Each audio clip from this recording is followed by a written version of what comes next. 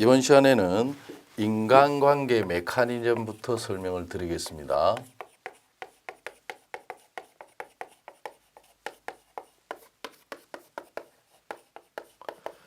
이 인간관계 메커니즘에는 여러 가지가 많이 있습니다.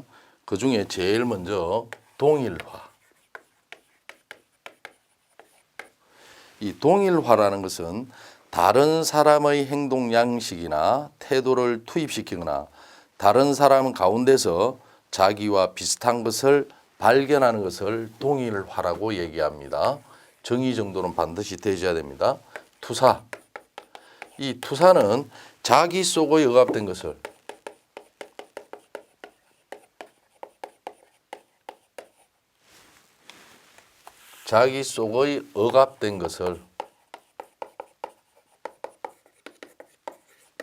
남의 것으로 생각하는 것. 자기 속의 억압된 것을 남의 것으로 생각하는 것을 투사라고 얘기를 하고요. 세 번째, 의사소통, 커뮤니케이션이죠.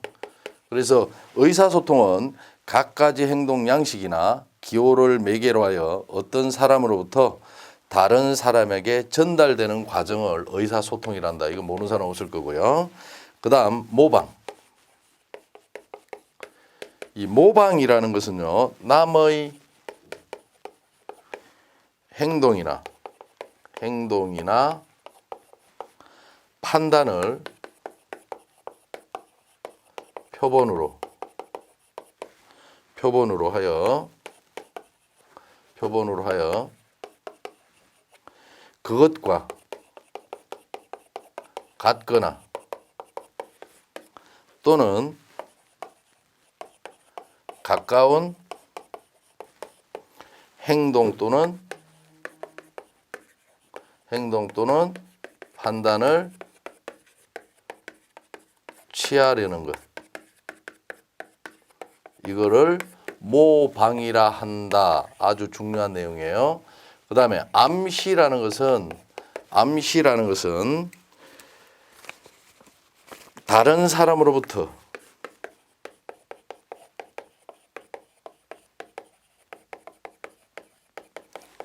부터의 판단이나 행동을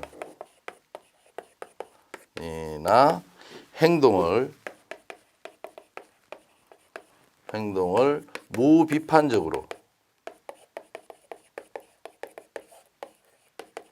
논리적, 사실적 근거 없이 받아들이는 것.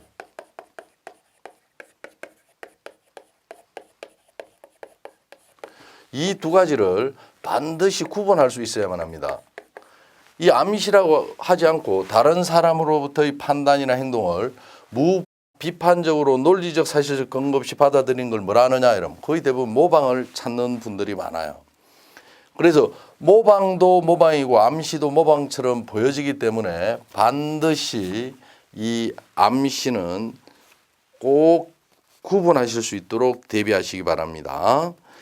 그 외에 뭐 일체화, 뭐 공감, 그 다음에 역할 학습, 그 다음에 뭐 집단 이런 것들이 있는데 됐고, 인간관계 메커니즘은 최소한 이 5가지 정도는 여러분들이 정의를 딱 보고 답을 찾으실 수 있도록 대비하시기 바랍니다. 그 다음 인간관계 관리 방식.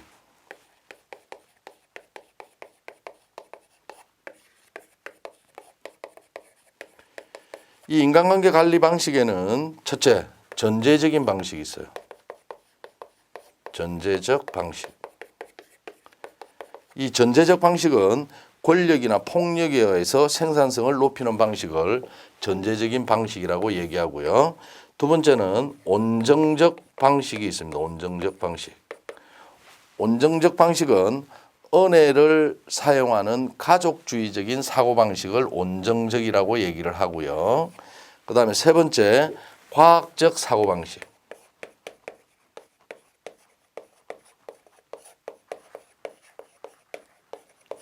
이 과학적 사고방식은 생산 능률을 향상시키기 위해 능률의 논리를 경영 관리의 방법으로 체계화한 관리 방식인데 이 과학적 사고 방식은 테일러에 의해서 개발이 된 방식을 과학적인 사고 방식이다라고 얘기를 합니다. 자, 그다음 꼭 기억하셔야 될 게 테크니컬 스킬즈.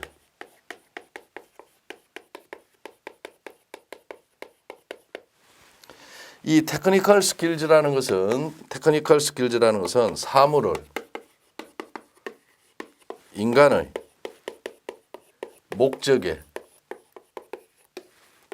유익하도록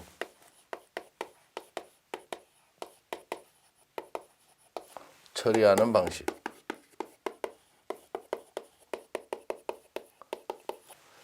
그래서 테크니컬 스킬즈하고 또 하나 더 봐줘야 될 거는 소셜 스킬즈가 있습니다. 소셜 스킬즈.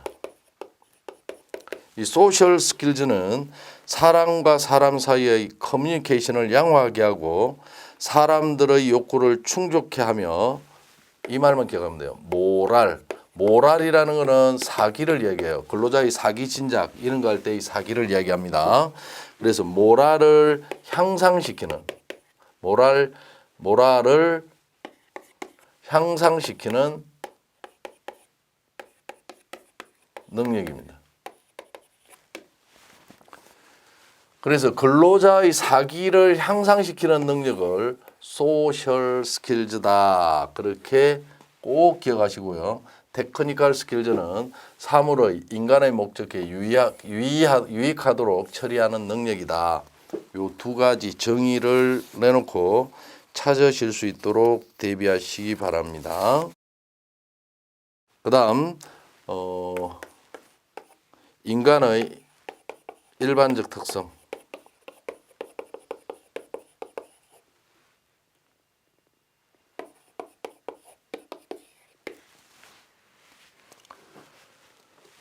자, 그다음 여기에서 여러분이 봐줘야 될 거는 첫째 간결성의 원리입니다.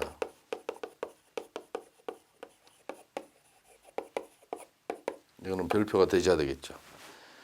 서두름이나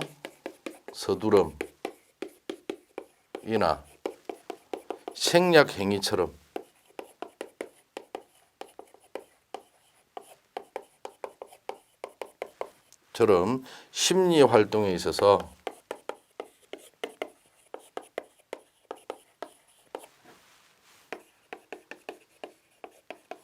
심리 활동에 있어서 최소 에너지에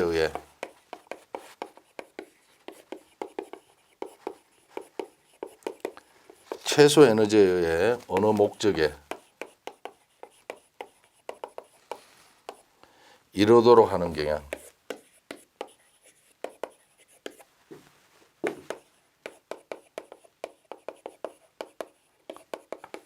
이 경향을 간결성의 원리랍니다. 그러다 보니까 서두르거나 생략하면 이 간결성의 원리는 우리가 이야기하는 재해로 연결이 되어질 수 있다 이런 말입니다. 재해로 연결될 수 있다. 그래서 이 간결성의 원리에 기인해서 착각, 착오, 생략, 단락 등의 사고의 심리적 요인이 발생될 수 있더라. 그 사고라는 것은 재해의 심리적 요인이 발생할 수 있는 게 바로 뭐냐? 간결성의 원리다. 그렇게 여러분이 알고 있으면 되고요. 그 다음에 군화의 법칙. 이 군화의 법칙에서는 첫째, 물건을 정리하는데 근접의 요인이 있습니다.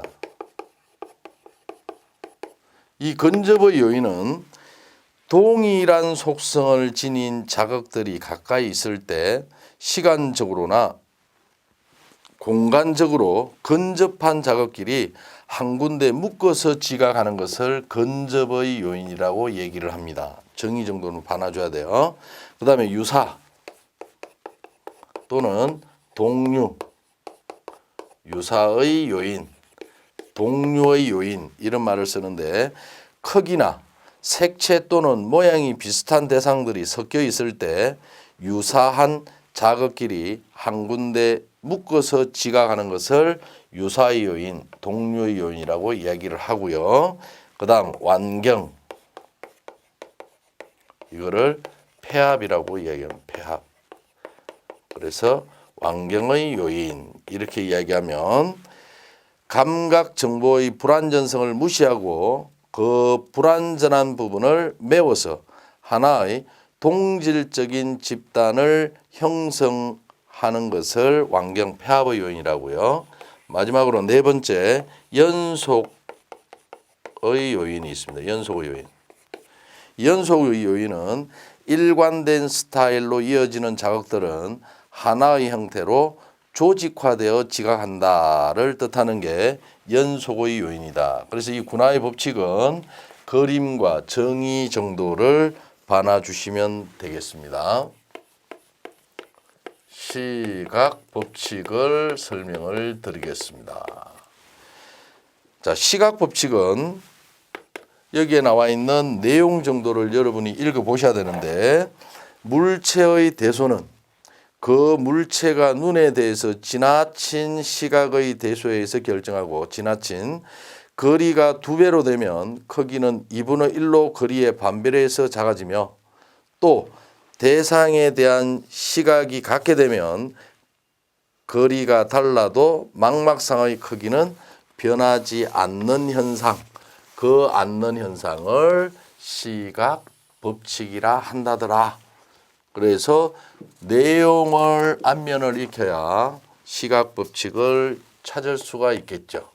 그 다음 항상현상.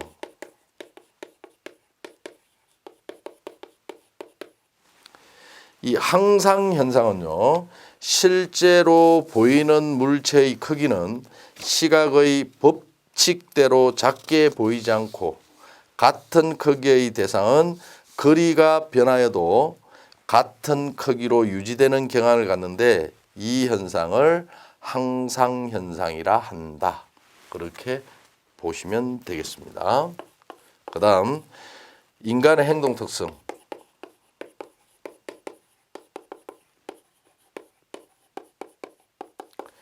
이 인간의 행동 특성에는 첫째, 주의의 일점 집중 현상이 있습니다. 이 주의라는 것은 목적하고자 하는 곳에 정신을 집중하는 것을 이야기하는 건데요. 그래서 이 주의의 일중 집중 현상은 인간이 갑작스런 사고나 재난을 당하면 순간적으로 긴장하고 눈에 보이는 사물이나 자극에 즉각 반응하지 못하고 방향을 선택하지 못하는 등 주의력이 한 곳에 집중되어 판단력이 상실되는 것을 주의의 일점 집중 현상이다라고 이야기합니다. 그래서 우리 인간의 의식 레벨을 보면 제로, 1, 2, 3, 4로 나눈다면 의식 레벨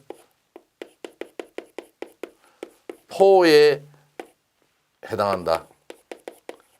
의식의 레벨 4에서 발생하는 게 주의의 일점 집중 현상이다. 주의가 한 곳에 몰리는 현상이라더라. 그렇게 여러분이 봐놓으면 되고요. 두 번째 인간의 행동 특성은 순간적인 경우의 대피 방향. 순간적인 경우 대피 방향은 우리 인간의 심장을 보호하는 그 속성이 있습니다. 그래서 순간적인 경우 대피 방향은 어느로 좌측으로 대피합니다. 대피하더라. 좌측으로 대피하더라. 그렇게 봐놔주면 되고요. 그 다음에 우리 인간의 행동 중에 또 뭐가 있냐면 행동 특성에는 동조 행동도 있습니다. 이 동조 행동이라는 것은 인간은 일반적으로 소속한 집단의 행동 기준을 지키고 행동 기준을 지키고 동조 행동을 하는 경향이 많더라 이런 말이고요. 그 다음에 네 번째 좌측 보행.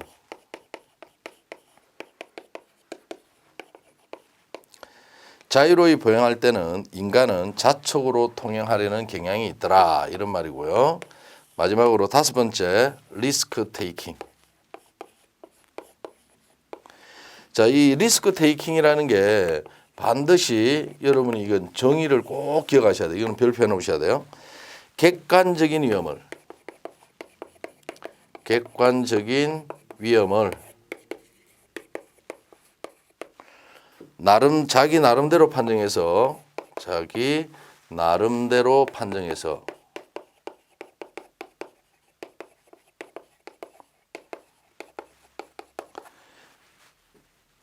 의지결정을 하고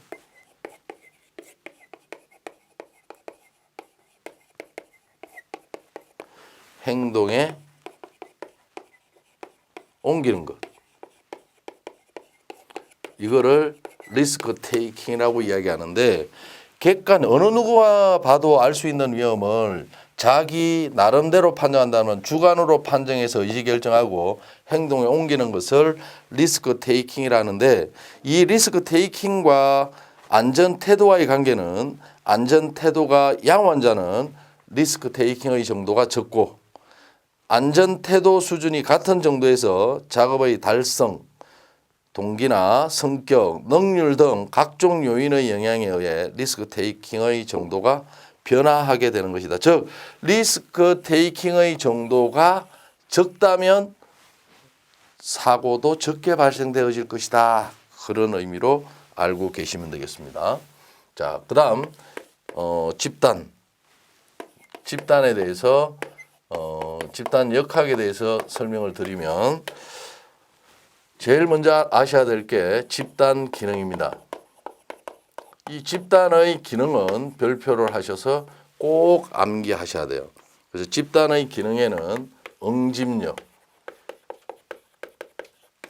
두 번째 행동의 규범,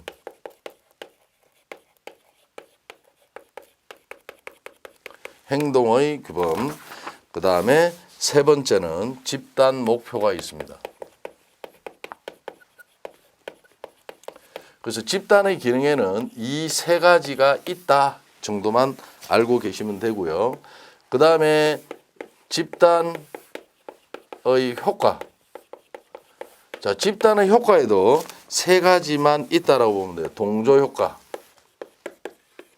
이 동조 효과를 다르게 응집력이라고 얘기를 합니다. 그 다음에 두 번째는 시너지 효과가 있습니다. 시너지 효과. 이 시너지 효과는 다르게 이야기하면 상승 효과입니다. 시스템의 에너지를 합성계 시너지라는 말을 씁니다. 그러니까 이거는 내가 소속된 집단의 구성원들이 가다가 다툼이 벌어지면 뭉치죠. 도와주죠. 그 다음에 여러 사람이 있으면 그 사람들 후원을 받아서 또 우리가 용감해지잖아요. 그 용감해지는 걸 상승 효과라고 보시면 되고요. 그 다음에 마지막으로 견물 효과가 있습니다. 이 견물 효과는 소속된 집단을 자랑스럽게 여기는 것을 견물 효과라고 얘기합니다. 그래서 집단의 효과는 세 가지, 집단의 기능도 세 가지가 있더라. 그 다음 집단 응집성.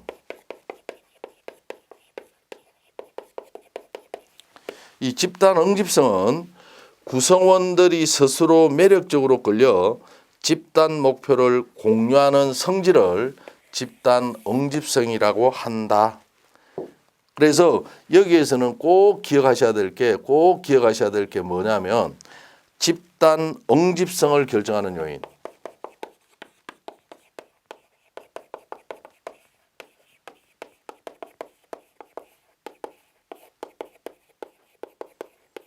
이 집단 응집성을 결정하는 요인은 반드시 암기하시는 게 좋습니다. 그래서 제일 먼저 첫 번째, 함께 보낸 시간.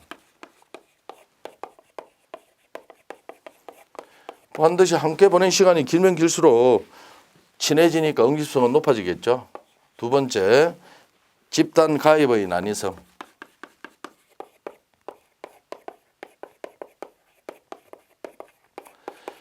집단 가입을 하는 데 있어서 쉽게 들어가면 응집성이 떨어집니다.